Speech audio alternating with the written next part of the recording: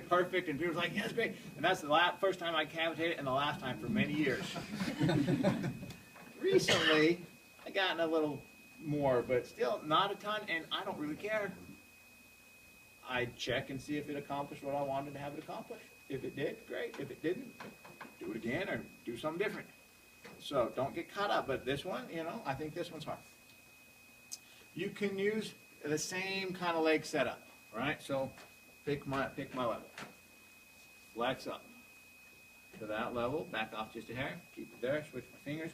This one again is kind of a flexion box one, so I'm going to pull parallel to the floor until I feel that move. And he's going to grab his wrist, and then I'm going to come in here.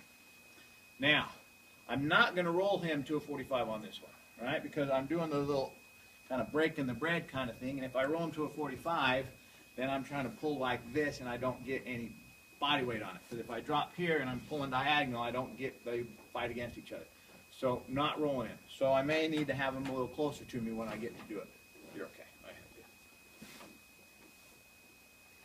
you. Now, if this is my interspinous space, I'm going to take my two middle fingers, middle and ring finger, and it goes on the spinous process superior to that. And then the same middle and ring finger go on the spinous process inferior to that. And I'm going down and wrapping around on kind of the table side so I can get underneath them. All right. Then I got my arm on his hip and my arm on his rib cage. I don't want to have the sharp bony part of my arm on his rib cage because it doesn't feel good. If I got the meaty part, it's all right. And I still am going to get up and squish him because I need every ounce I can get. This is one where you may want to stick a pillow underneath there and kind of pre-side bend them. Get every advantage you can get. All right? Especially if they happen to have very small waists, then I need to get that advantage. That, you know, kind of patient specific.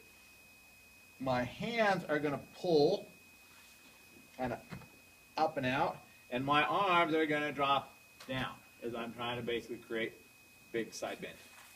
You got to use hands, you got to use arms. It's not a one or another thing. So I get in there, I find my thing, I can do a little bit of mobs, right? And if I'm going to get him, I'm going to get on top of him, and I'm going to get in there, and there's my thrust. Hands pull, arms, get to the barrier, and do my thrust. It's a harder one. Again, practice both sides because you got to get good at both sides.